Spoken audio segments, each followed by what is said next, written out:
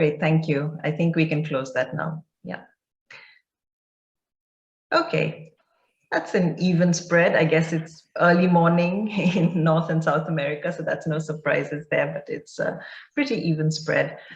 So again, welcome everyone, and thank you for joining us today on this session on 20 years on the asymmetry in counterterrorism practice. My name is Sangeeta Goswami. I'm the Policy and Advocacy Advisor at Human Security Collective, and we are based in The Hague itself. We have an exciting panel for you today. As I was mentioning, we're going to be recording the session. Any questions you might have, if you could put that in the chat box, we will answer that through the discussion, either through the discussion or we have some allocated time at the end of the panel itself. If we could just before I sort of launch into an introduction, Connor, if we could put up poll B as well, please. Thank you.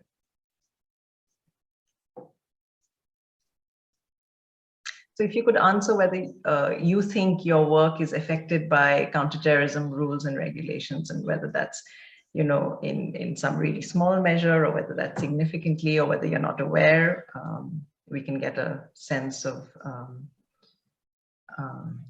yeah, what you feel about that.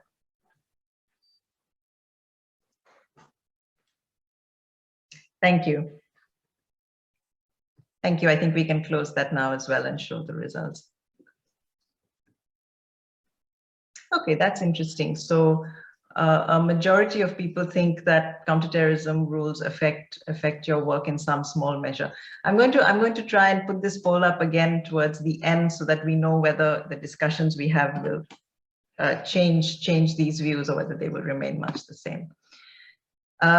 So yes, as I was saying, it's been 20 years since the 11th of September 2001, or 9/11 as it is known in shorthand, and probably as good as a time as any to sort of assess the legacy of that fateful day.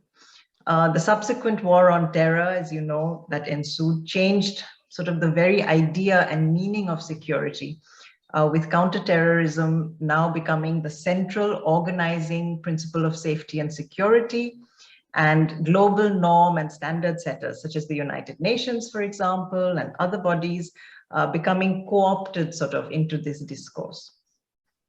President Biden, I know, said very recently, I think it was just a few weeks ago, towards the end of August, that the end of the war in Afghanistan was also the end of an era, is what he said.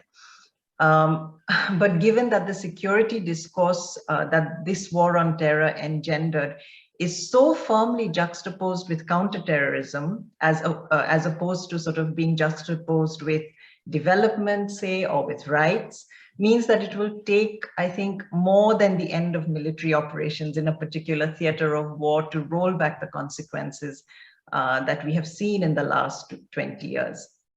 And of course, this is leaving aside the political economy that has grown around securitization, something that will be equally hard, if not harder, to dismantle.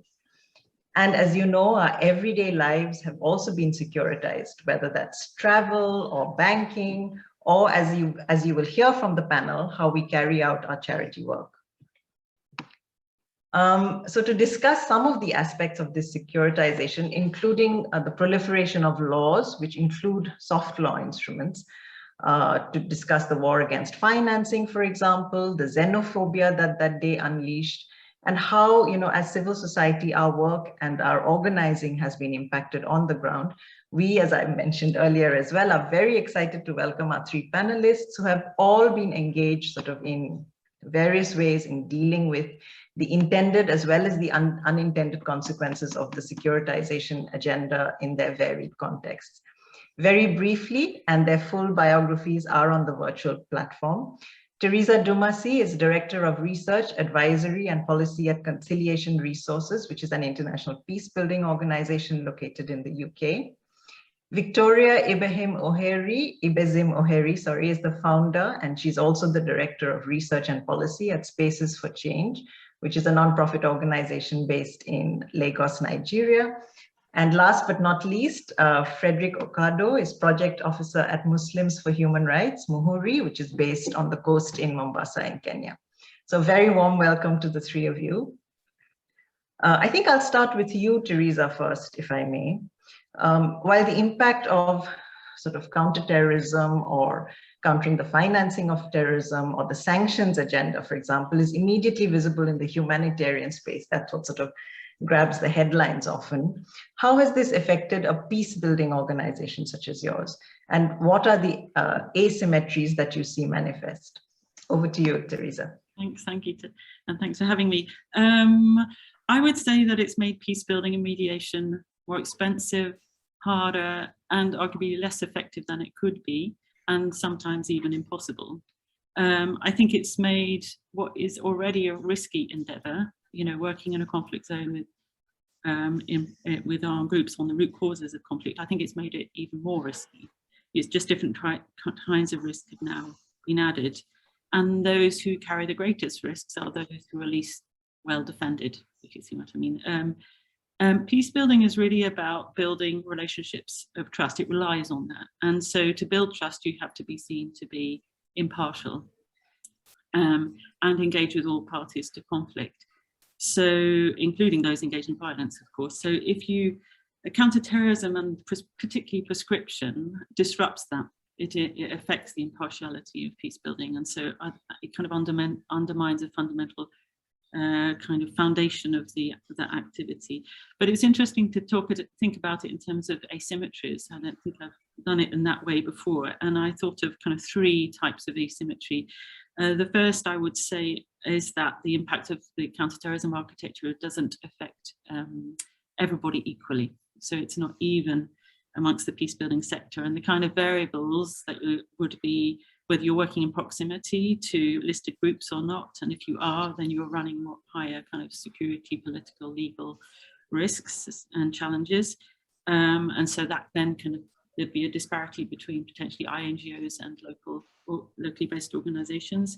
Whether you're a large organization or a small organization, if you're larger, you can potentially cope better with all the bureaucratic and compliance demands of counterterrorism financing regulations. If you're smaller organization, and there's been studies of the impact of, for example, women's rights organizations, then you will struggle with those things.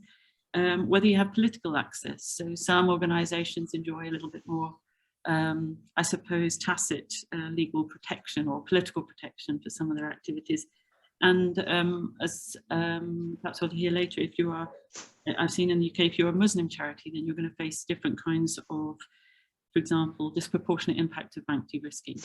So it's not evenly spread, I would say. The second asymmetry, I would say, is a kind of bigger one around just the effectiveness of what peace building can achieve versus counterterrorism. We know that counterterrorism approaches, securitized approaches, exacerbate the drivers of conflict by repressing civic space, but I would focus here a little bit more on the practice points. So counterterrorism can limit where you work and who you work with. I've mentioned that already. It's not illegal necessarily to meet with designated individuals or members of prescribed groups, but there's a kind of guilt by association, and particularly for those who are in context. And it's hard really not to incur some expenditure. So and as soon as you incur some expenditure, you're at risk of breaching the counterterrorism financing rules. And so there's this kind of self-censorship and to minimize the risk, the real and perceived risk. It affects funding. We, for example, tend to try and avoid the US funding if we can, because of the material support laws, and then because those have a remit across the whole organization. It can prevent also the funding of preventative work with armed groups. So we had great difficulty sometimes in securing work for work in the Ogaden region of Ethiopia, because there was a massive focus on grading Al-Shabaab in that context. It makes it more expensive. Your insurance policy kind of premiums went up by £20,000. If you seek legal advice, if you have this screening software, if you have to employ staff, all that costs money, and it's not the kind of money you can projectize necessarily. So, and then I think that's really at odds. So you're at a disadvantage really in pursuing your objectives. And then the third asymmetry, I would say, is around accountability, because counterterrorism architecture is pervasive. Somebody said it's a bit like uranium. It's seeped into the system for years to come. It's really difficult to get it out. out. It's a kind of political discourse, and it's quite simplifying and polarizing. It's a security architecture. It's a hugely complex legal architecture, and it's a compliance industry as well. You know, there's a lot of people who are employed by this industry, and it's also opaque and unaccountable. So it's a very kind of secretive area. And we know also that the interpretation of what a terrorist threat is, of terrorism, and who is a terrorist is also quite political. And that can lead to the kind of abuse of laws and security apparatus used against kind of human rights and civic space. So there's a kind of unaccountability with the whole thing. And also, of course, the laws are geared towards non-state armed groups and not against kind of states who may use terrorism against their own population. So I would say it's sometimes frustrating to be asked as a peace-building organization for evidence and results that your work is effective. And, you know, of course, we dutifully comply and we are interested in learning what works and so on. But sometimes I think we should flip it and say, can we have some evidence that counterterrorism approaches are working, especially in light of events, for example, in Afghanistan? Thanks, Teresa. I think that image of counterterrorism being like uranium will stay with me for a while. I hadn't heard of that one before. But it's interesting that you also bring up the question of non-state armed groups, because as we know, there is no sort of universally agreed upon definition of terrorism, and that sort of creates its own set of issues, and terrorism is defined by states. So as the UN Special Rapporteur on Counterterrorism and Human Rights said a few weeks ago, it could be everything or it could be nothing, basically. And therefore it's sort of convenient for political stakeholders in that sense to align with security stakeholders and trample on those, for example, like your organization speaking, you know, truth to power, many of the organizations present here. And it's ironic that, you know, as you were saying, that it's these frameworks which sort of work that organizations like yours or Fred's or Victoria's does on the ground to build resilience against sort of the message of violent extremism. It's that very work that's impacted by these frameworks, as you say, in terms of accountability. And I think that very important point about asymmetry and that the fact that these frameworks don't impact everyone equally. Moving on to you, Victoria, if I may. I mean, your work in Nigeria sort of spans, as you say, urban governance, gender inclusion, energy policy, civic space. So how does the counterterrorism agenda, given as we know that, you know, terrorism is a big issue in the Northeast and other parts of Nigeria, how does the counterterrorism agenda create asymmetry on the ground for you and for your work? How does this manifest itself? Over to you. Thank you, Sangeeta. Greetings, everyone from Lagos. I think the question of asymmetry and counterterrorism practice, the shocks we are seeing at the national level cannot be divorced from their historical origins. And what are some of those historical origins? You rightly mentioned that the world took a different shape since September 11 bombings in the United States, and ever since the war against terror, you know, it has overtaken all other forms of organized crimes that give the world serious concern. Before we talked about drugs, illicit arms trafficking, and all of that. And like all other international or globalized conversations, counterterrorism, there's been like a top-down approach in rulemaking on terrorism. The norms against terrorism are developed basically on the international level and passed down to the national level for compliance by states. And there's been a proliferation of institutions at the international level, some of them with selective membership. And nothing fuels this asymmetry than this selective membership of some of this rulemaking and standard setting regimes. And why I say this is because it trickles down. The top-down approaches at the international level, when counterterrorism laws are made at the national level, they're just like copy and paste from the international arena, and they're usually made with minimal legislative civil society participation. You just wake up one morning, there is just one new terrorism law or terrorism regime or policy or regulation, either at the airport or at the banks. It just happens like so sudden overnight. These laws are made in obedience to international norms without recourse to the peculiarities of the local context. Again, we find that even when changes happen upstream at the international standard setting platforms, they hardly trickle down. An example is FATF Recommendation 8. In 2016, the FATF revised Recommendation 8 to align with the risk-based approach so that it does not discourage legitimate nonprofit activities. These changes have happened only upstream, but they continue to defy gravity. And this is because a lot of national legislative procedures are cumbersome, they are unduly prolonged, they are expensive, they are difficult to engage, or state actors do not want to relinquish any part of the power that counterterrorism regimes have conferred on them. Then another thing about excessive discretionary power is that it's often prone to abuse.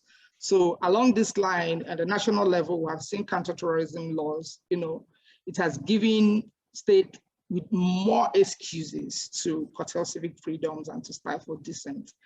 The counterterrorism laws have been invoked to order the closure of humanitarian groups. Some have had their staff arrested or prosecuted for terrorism financing, money laundering, based on their suspicion of either affiliation with terrorist groups or, or the like. The Closing Spaces database, which is a civic space tracker in Nigeria, I think it has documented about 11 incidents where counterterrorism regimes were used to clamp down on humanitarian organizations.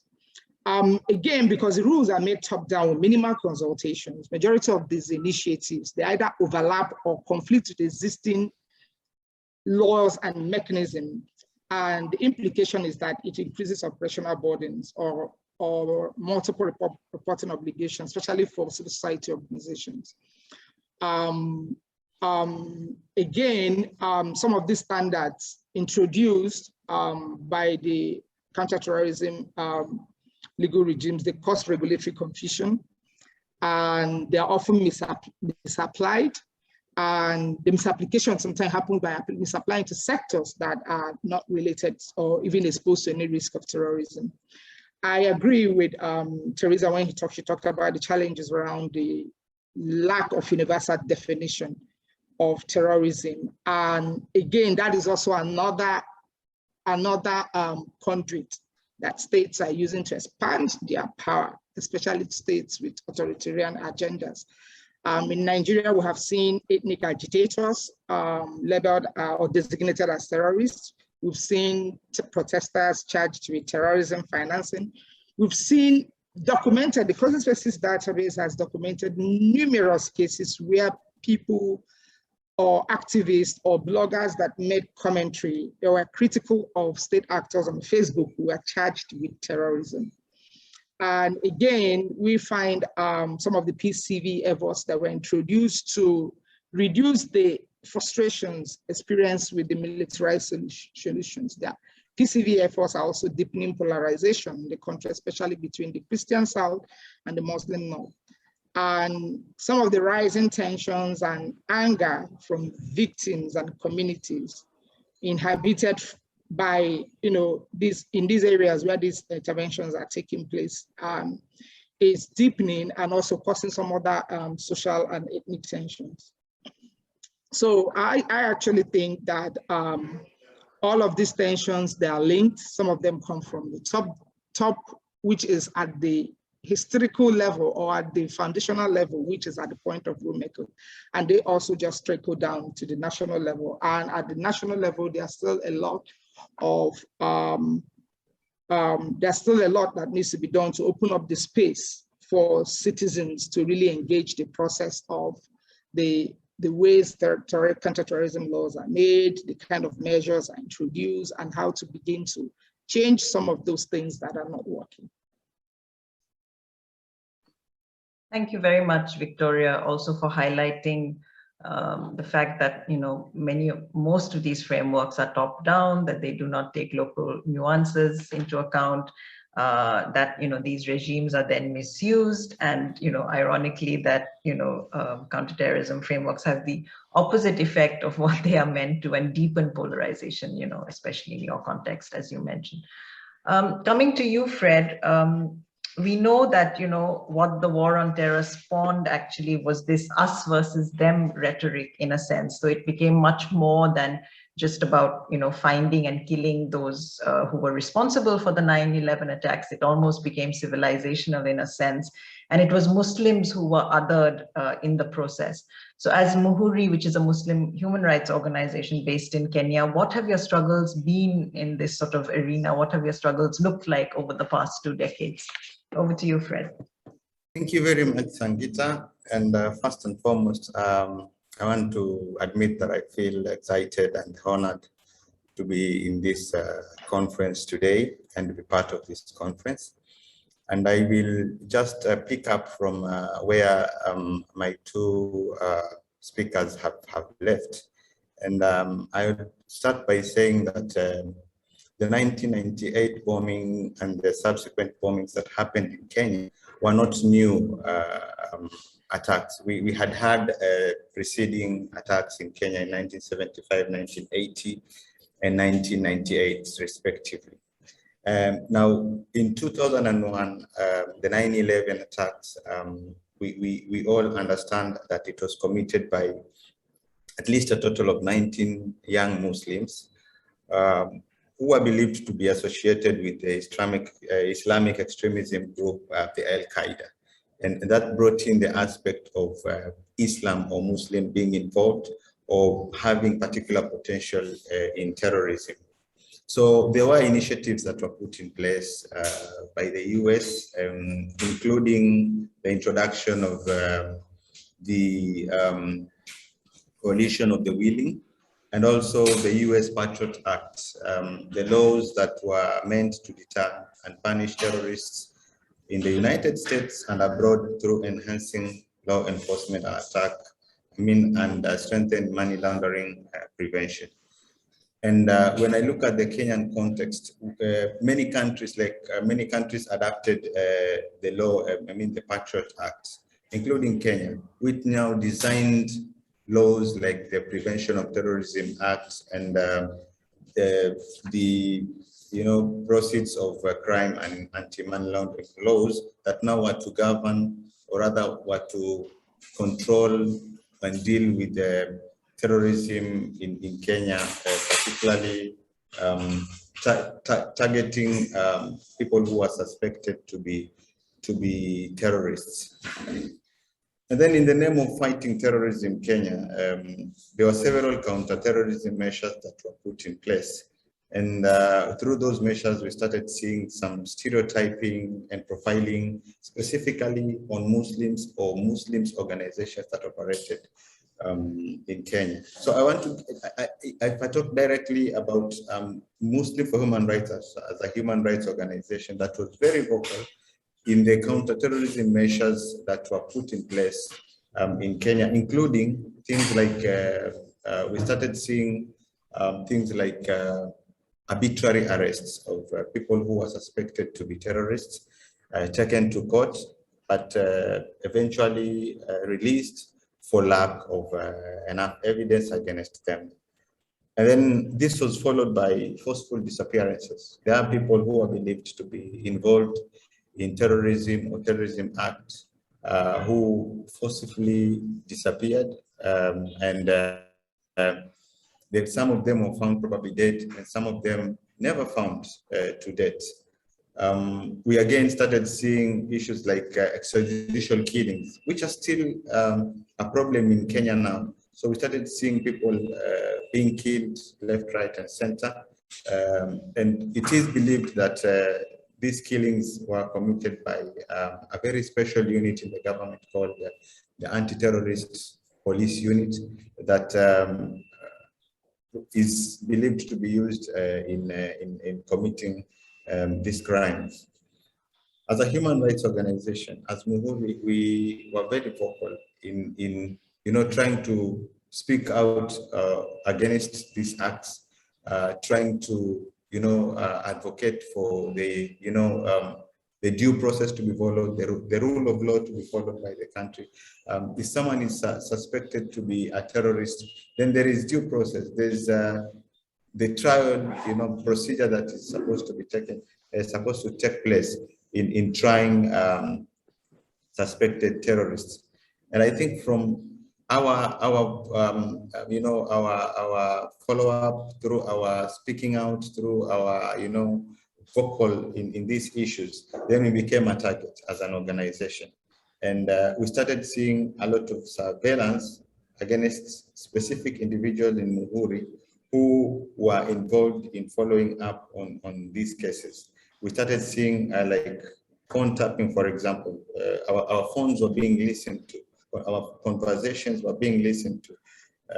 We also started seeing stuff being followed by unknown people, We started seeing use of the National Intelligence Service monitoring some of our activities, some even attending some of our activities. And we also started seeing governments monitoring our financial flows and expenditure. And after some time, there was this Gazette notice that was issued by the government enlisting Muhuri as a terrorist sympathizer or supporter of terrorism. And this came after the 2015 Garissa University attack. What followed was our bank accounts were frozen. Insurance companies were instructed, to stop or rather cancel our insurances, both for our vehicles and our medical insurances.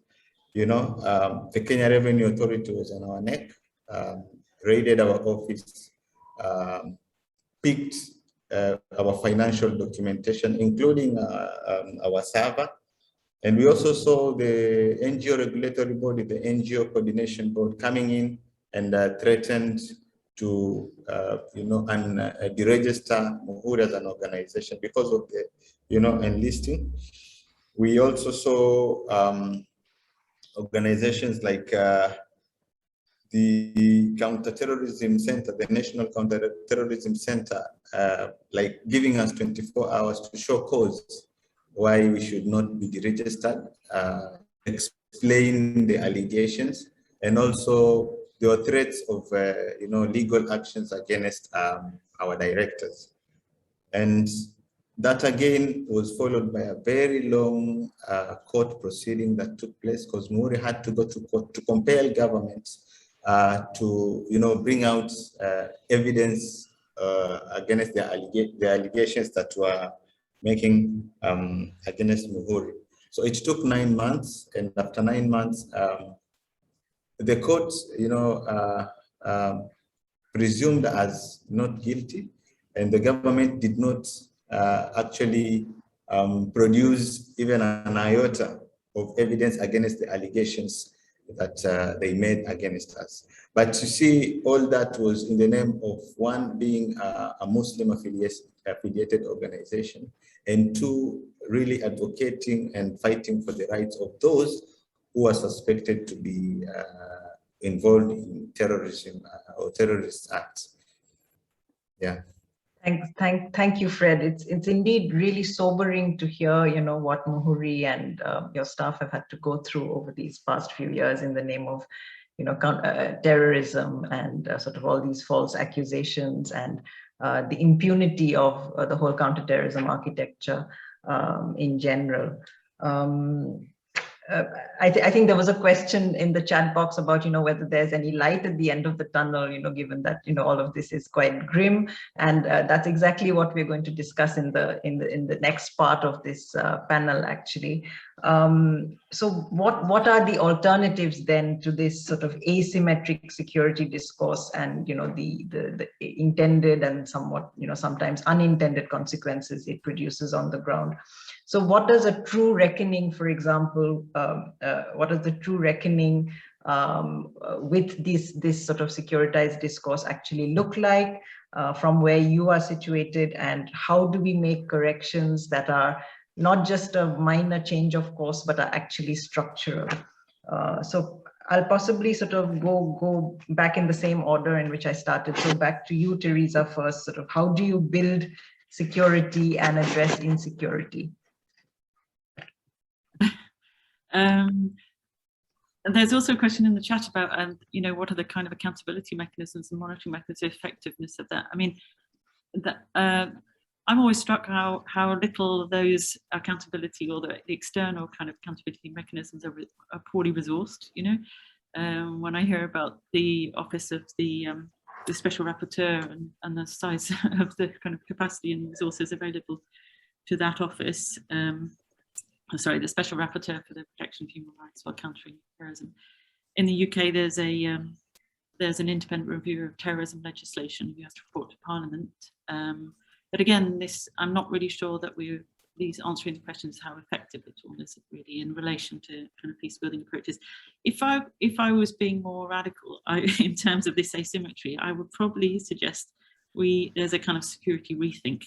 You know, what would it be like if we said, because currently it feels like peace building has to sometimes forced to serve counterterrorism ends. It's kind of complying with that. What if we flipped it and we said that counterterrorism strategy was at the service of peace building and kind of conflict prevention and reduction objectives rather than vice versa, so that it doesn't it supports rather than subverts, because there's clearly a place for that, but it's become disproportionate to the and kind of not really achieving the intended purpose. And we know really what drives conflict. We know that it's exclusion and injustice, corruption, you know, repression of human rights and opportunities for peace. So really those are the drivers we need to be working on with full force. I think we could rethink prescription, whether it's an effective tool for preventing violence and conflict.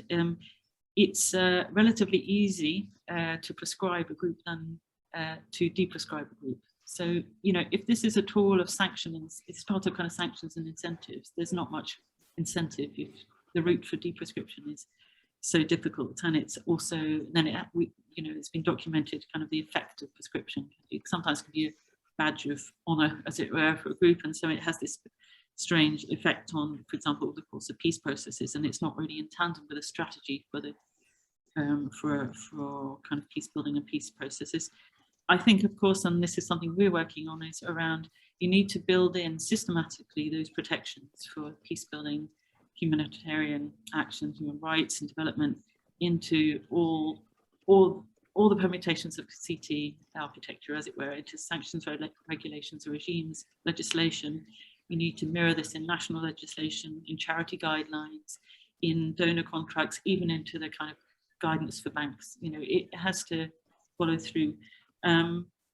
I think you need to be starting from the perspective this is a political necessity, and quite often it's in donors, it's part of donor policy, you know, to the reduction of conflict and the support to populations in need. Occasionally we come up with arguments that if you do start putting in exemptions or protections, then it's a kind of loophole for various groups, etc. I mean, that risk, I feel, is pretty low compared to this is not a risk-free zone. So, you know, you're trading, you're balancing risks and so on. And then I think we need to think of different ways to formulate policy and grapple with these really complex issues. And that's something we've done in the UK as a kind of collective with humanitarian organisations over the last 8 years. We've come together to find the common ground in how these laws and regulations are affecting us in the UK context, and developed a dialogue with government and the banks all around the table. It's called a tri-sector working group, and I know of similar examples that Human Security Collective, of course, is involved with, because it helps to understand the perspectives and also the different kind of objectives each is pursuing, and trying to find solutions that work. We're doing it at the UK level because we're thinking maybe that's more manageable, and then it sets useful precedents for other contexts. Thanks, Teresa. As you say, these sort of protections need to be systematically built in at every level. I think one of the asks that, you know, the coalition who was working on the global counterterrorism strategy review a couple of months ago, the civil society coalition, was for sort of at the UN level to have this independent oversight body which would ensure that, you know, human rights cannot be trampled on, and which would sort of oversee this CT architecture. But of course, that sort of didn't exactly make its way into the resolution, but I know people are fighting hard for that. because as I think somebody mentioned in the chat as well, there isn't any, these are not built into the policy making per se. So then it's difficult for it to sort of trickle down to various levels, whether that's donor contracts or in the national context. Victoria, coming to you, what do you see as sort of mitigating measures in your context? Yeah, so maybe because the problems are caused by a lot of top-down processes, maybe you have to use the same channel to address some of the shocks that are being felt downstream. First and foremost, I think it's important to expand the spaces for rulemaking and standard setting. Most of the recommendations, the UN resolutions adopted either at the G7 or at the UN level, they are adopted without the inputs of developing countries, countries like Nigeria, Situate. And out of the 54 countries in Africa, for instance, only South Africa is a member of the Financial Action Task Force.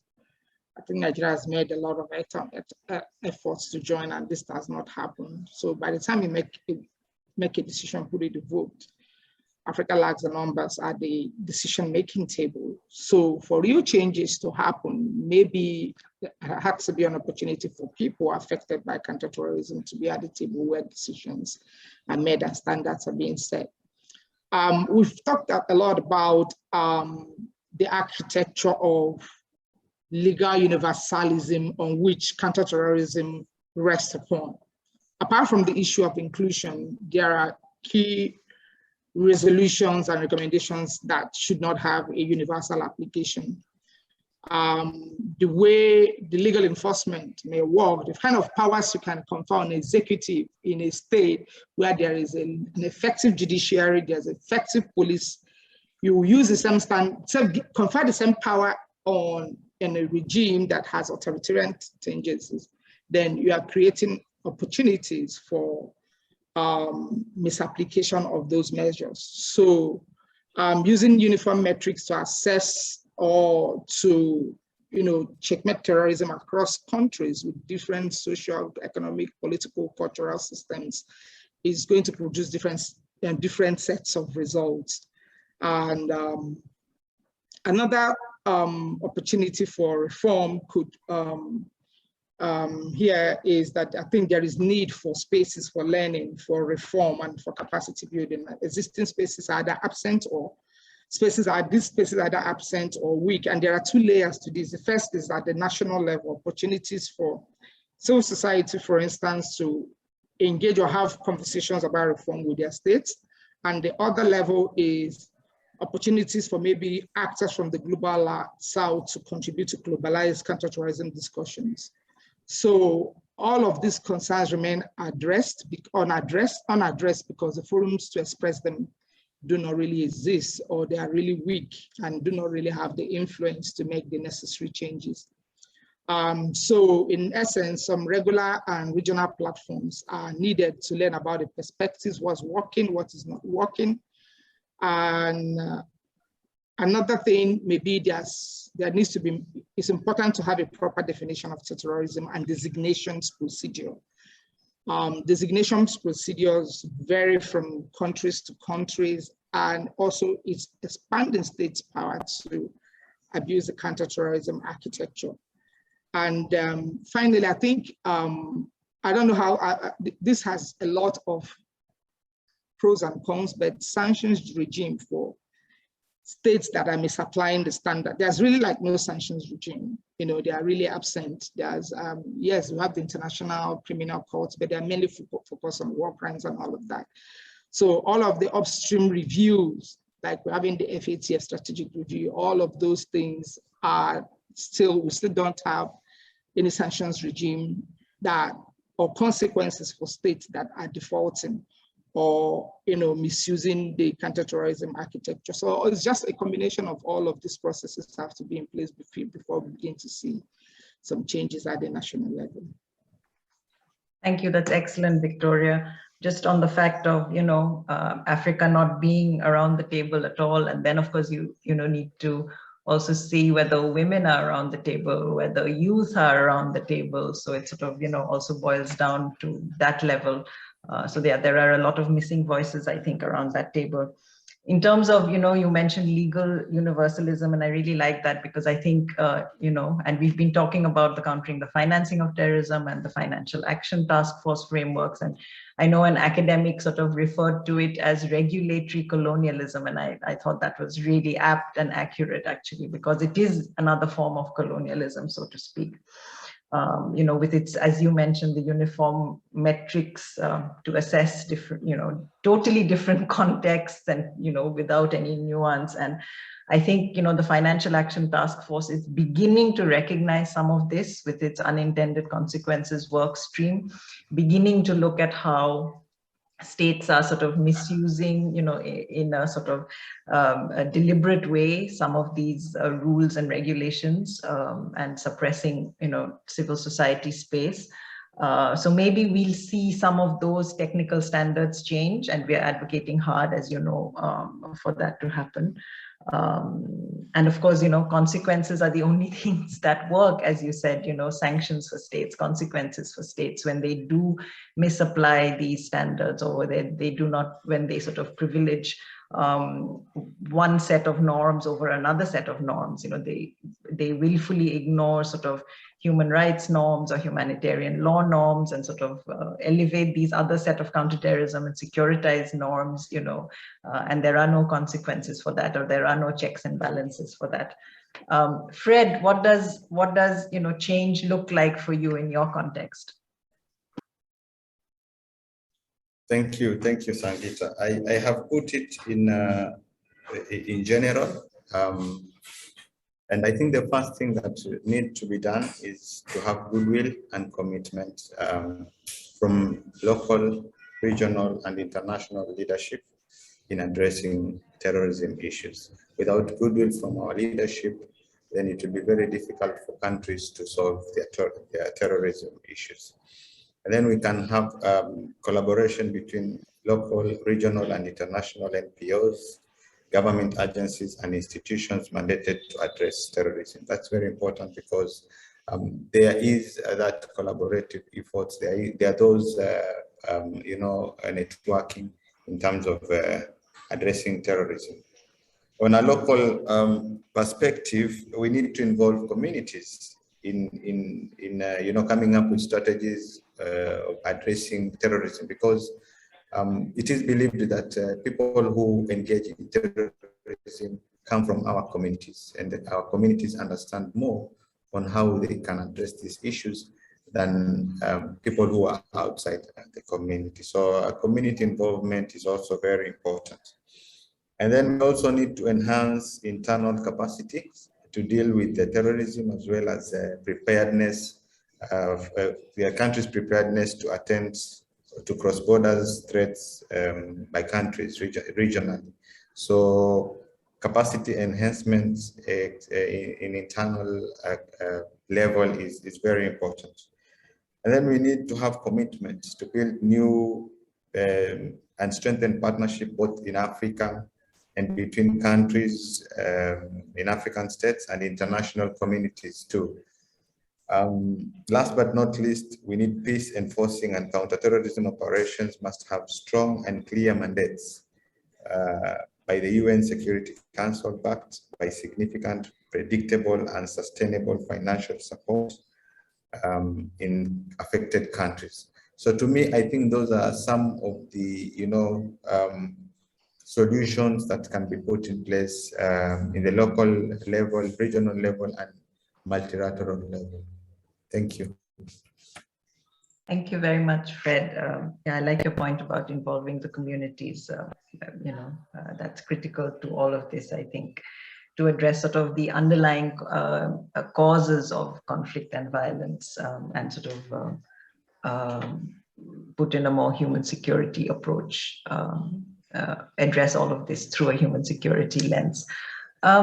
We have now 10 minutes for questions and answers from the audience, questions from the audience. And if you would like to sort of unmute yourself and turn on your video and ask a question, you're more than welcome. I think there was a question around accountability mechanisms. Bibi, do you want to come in and probably explain what that looks like to you?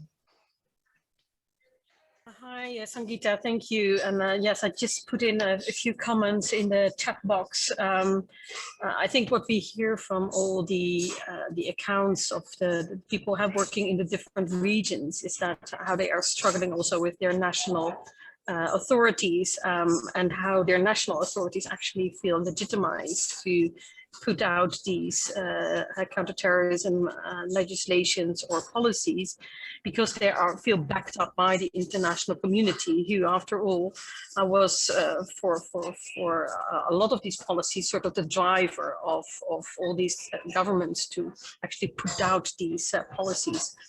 But the problem is on a higher level that they also do not reflect on their own policies. And as much as it is true that at the root of all these problems is the lack of a definition, on the international level, that's just not going to happen. Politically, that's so sensitive, and there's so much more to gain from a state's perspective not to have a definition, that although we can hammer down that point over and over again, and we should, but at the same time, we should also be smart and strategize about other solutions. And I think accountability mechanisms is one road to travel. For that, you can still look to the international systems where, from a human rights perspective, it's very common that states set up these national human rights institutes. So they have a semi-formal position, so to speak, and to actually say that they should always be counseled and consulted before new policies are developed, and also to monitor how they are playing out is one way forward. But that would work even better if also on the international level, they are taken into the assessments that take place on a state level sometimes in conversations with the UN on how states are actually implementing the UN policies, for instance. So if they, it's almost mandatory that they also reach out to these national human rights institutes. Then you can also get a little bit of the push from above to get them into the conversation, and that would also motivate states to actually reach out to a national human rights institute. And of course, it would even be better if they reach out to their conversation on how they're doing with their CT policies. Thanks, Bibi, for that. It's just that I was wondering whether you're also foreseeing sort of a mechanism like this at the UN level, because what we see is that, you know, the UN has 3 pillars, so peace and security, human rights and development. But slowly, you know, as that Safer World report said so presciently, there is this 4th pillar, counterterrorism, which has just grown and grown and grown, whether that's in terms of staff or funding or its reach within the UN system. And I think, you know, what we really need is to go back to those original 3 pillars, really, the peace and security, human rights and development pillars, and have, you know, an oversight mechanism for actually that, you know, the hard security counterterrorism pillar, so that we don't have these unintended consequences on the ground, basically, that, you know, Fred and Victoria were sort of outlining in such great detail. No, you're absolutely right, Sangeeta. And actually a bit of history here, because when in 1972, the UN actually for the first time officially addressed terrorism as such and giving it a name, it was under the umbrella of the General Assembly. And in the title of the resolution, there were actually all these terms of peace and stability and human rights and development. And the word terrorism didn't even really feature as the key term in the title of that resolution. It was all about the resilience and building better communities and states as factors to address root causes. Another thought is that at the moment, within the UN, for instance, the UN Counter-Terrorism Executive Directorate, they're reflecting on their mandate at the moment. And I was just in a conversation earlier this week on how they are doing on human rights. And one of our assessments was actually that they have been at the forefront of witnessing how abuse actually takes place, because they do have these conversations with states. And they might point it out, but they are all the time also quite risk averse. And at least in these conversations, they are not transparent. I mean, these are sort of private conversations. And so a lot of states get away with it. But I think that they should sometimes take a step back and say, well, what have these policies now actually accomplished if we actually look at the results in these states where all these abuses take place? So to reflect on how they keep these conversations going with the states and build much more into their way of interacting with states, a question like not, are you respecting human rights while implementing these counterterrorism measures, but rather put a question like, how are you actually respecting human rights when addressing all these counterterrorism objectives? Yeah. And let them explain how they are doing. And that could be a good conversation and a beginning of addressing these problems. Yeah, great, thanks. And it brings us back to Victoria's point when she said that there were no sanctions or consequences for states. And again, I think, the larger point of their, which Teresa mentioned right in the beginning of their, needing to be a security rethink. So, peace building serving counterterrorism ends rather than the other way around, counterterrorism serving peace building ends. Just quickly, Connor, if you could put up poll B again, just, so that we see whether there's a before and after change, please. Thank you. And also, I'll come back to the panelists one last time, for final thoughts very quickly before we wrap up. So Teresa, to you first, please. Sorry, there's a big comment from Rob that appeared but I haven't had time to digest yet. But I think that, in the UK context, I think that it's very easy to get drawn into a very technical conversation about the laws and regulations and trying to deal with them, etc. But I think we have a policy problem, and the policy should drive the interpretation of the laws, as in that, for example, does the UK, is it serious about addressing the drivers of conflict, which is kind of part of its policy?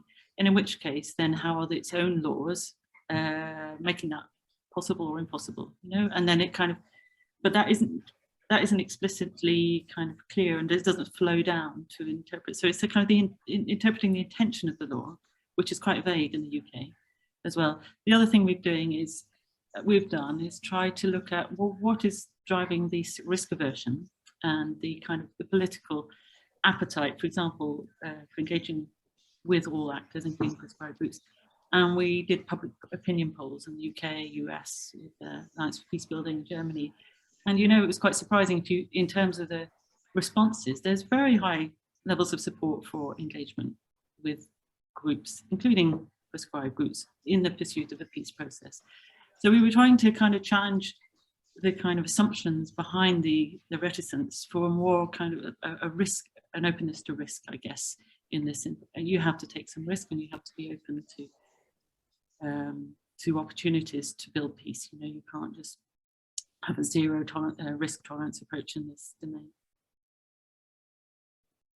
Thanks, Teresa. Victoria, quickly to you. I just think that I don't know, everybody in the room is very familiar with the work of the NPO Global Coalition and FATF.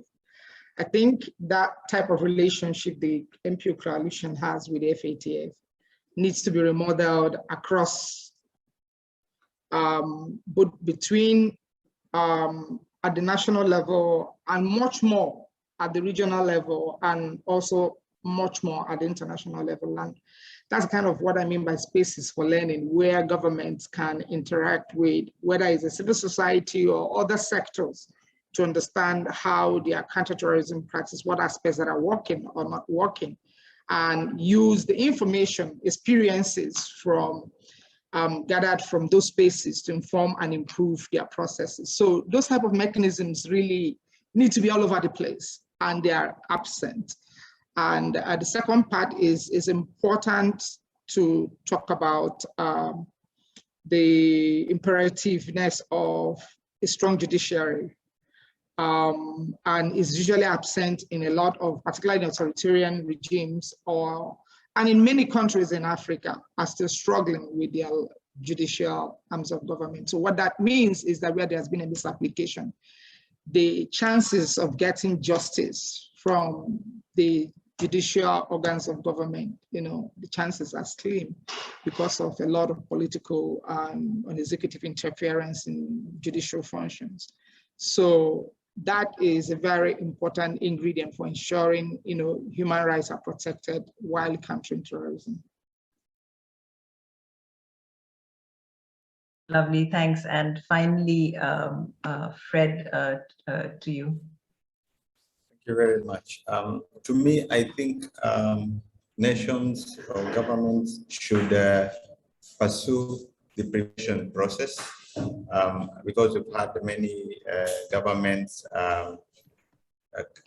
using double standards in dealing with terrorism issues. For instance, they use prevention measures, but at the same time, they use force, which at some point affects the prevention process. So I think governments should pursue prevention processes as well as strengthen, judicial systems in their respective countries in addressing terrorism issues. Thank you. Thank you very much, Fred. And it's been a pleasure. Thank you for joining us today. I think we finished right on time. It's really been a pleasure. Thank you so much to my co-panelists, Teresa, Victoria, Fred. I know you're sort of firefighting on all fronts, so I really appreciate the time you've taken to join us today. Thank you to the Knowledge Platform Conference for giving us this platform to have this, what I think is a very important discussion. And also thank you to our tech hosts for hosting all of this. So hope to see you around in the conference and in the various networking sessions. And thank you very much. Thank you. Thank you. Thank you. Thank you. Thanks, Sangeeta.